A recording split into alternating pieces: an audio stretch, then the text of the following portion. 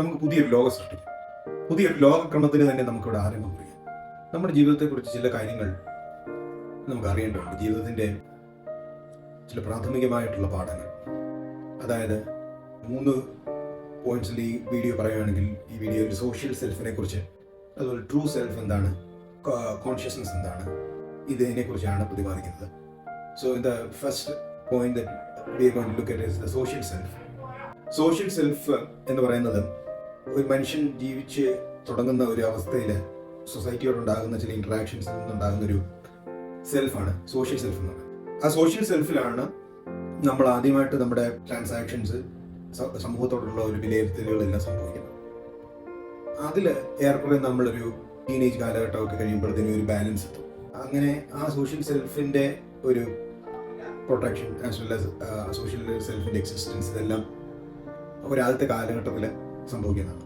അപ്പം ഇങ്ങനെ ഉണ്ടാകുന്ന ഒരു സ്വത്വം, ഒരു സാമൂഹിക സ്വത്വത്തിൽ നിന്ന് നമ്മൾ അടുത്ത ഘട്ടത്തിലേക്ക് പോകുന്നത് നമ്മളുടെ സോഷ്യൽ സെൽഫിനെ പ്രൊട്ടക്റ്റ് ചെയ്യാനുള്ള ഒരു നടപടിയിലേക്കാണ്. The next idea would be to protect the social self. അങ്ങനെ സോഷ്യൽ സെൽഫിനെ പ്രൊട്ടക്ട് ചെയ്യാൻ വേണ്ടിയിട്ട് നമ്മൾ ചില തൊഴിലുകൾ തിരഞ്ഞെടുക്കുന്നു, ചില ആൾക്കാരോടുള്ള ഇൻട്രാക്ഷൻസ്, ചില പ്രത്യേക ഗ്രൂപ്പുകളിൽ നമ്മൾ ഇൻട്രാക്ട് ചെയ്യുന്നു. അങ്ങനെ സാമൂഹിക സ്വത്വത്തിനെ പ്രൊട്ടക്ട് ചെയ്യാൻ വേണ്ടിയിട്ടുള്ള ഒരു ജീവിതക്രമത്തിലേക്ക് നമ്മൾ നടന്നു കയറുന്നു.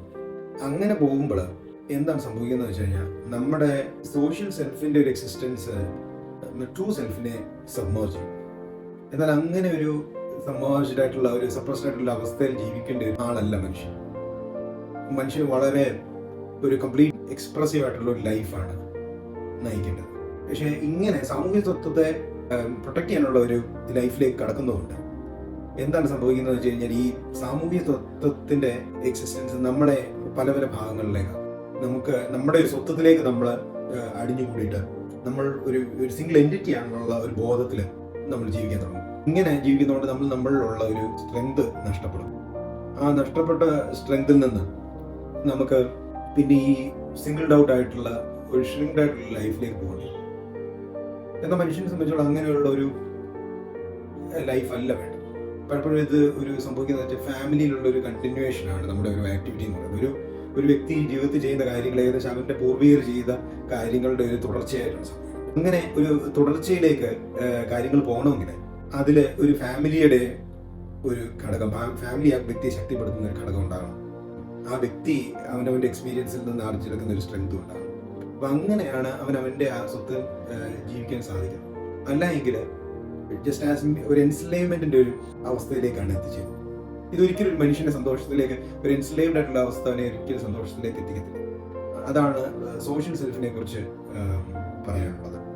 അതിനാണ് ട്രൂ സെൽഫിലേക്ക്. ട്രൂ സെൽഫ് എന്ന് പറയുന്നതാണ് അവൻ്റെ ജീവിതത്തിലെ കോഴ്സ് കണ്ടുപിടിച്ച് അവൻ ജീവിക്കാൻ തുടങ്ങുന്ന ഒരു അവസ്ഥയിലാണ് ട്രൂ സെൽഫ് എന്നുള്ള അവസ്ഥയിലേക്ക്.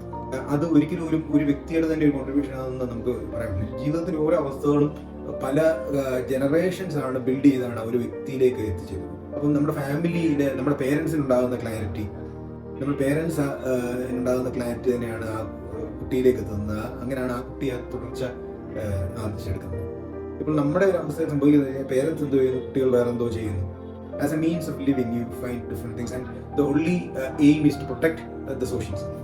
ഇങ്ങനെ ഒരു അവസ്ഥ സംജാതമാകുന്നതുകൊണ്ടാണ് മനുഷ്യന് ഈ മോഡേൺ മാൻ എന്ന് അനുഭവിക്കുന്ന ഏറ്റവും വലിയ ദുരന്തം എന്ന് പറയുന്നത് ഈ ഷ്രിങ്കിങ് ഇൻ ടു ഹിംസെൽഫ്. അവൻ്റെ ഈഗോയിലേക്ക്, അല്ലെങ്കിൽ സോഷ്യൽ സെൽഫ് കോൺട്രിബ്യൂട്ട് ചെയ്യുന്ന ഒരു ഈഗോയിലേക്ക് ഷ്രിങ്ക് ചെയ്ത് ജീവിക്കേണ്ട ഒരു അവസ്ഥ അവനുണ്ടാകുന്നതാണ് ഏറ്റവും വലിയ ദുരന്തം. അപ്പം അങ്ങനെ ഒരു സോഷ്യൽ സെൽഫിൽ നിന്ന് ട്രൂ സെൽഫിലേക്കുള്ള ഒരു ട്രാൻസ്ഫോർമേഷൻ ഉണ്ടായി അവൻ്റെ ജീവിതം നയിക്കാൻ തുടങ്ങുമ്പോഴത്തേനും what happens is he becomes aligned with the consciousness.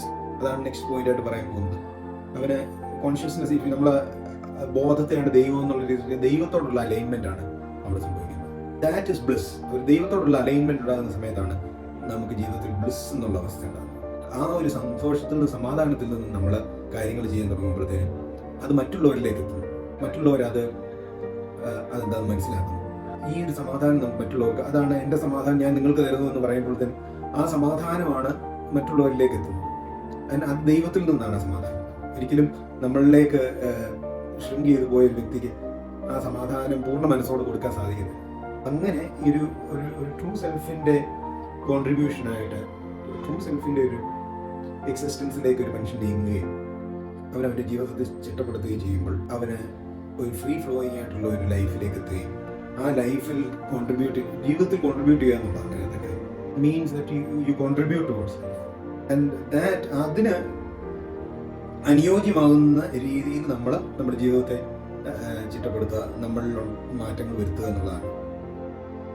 തുടർന്ന് നമുക്ക് ഈ ഒരു കാര്യത്തെക്കുറിച്ച് സംസാരിക്കാം.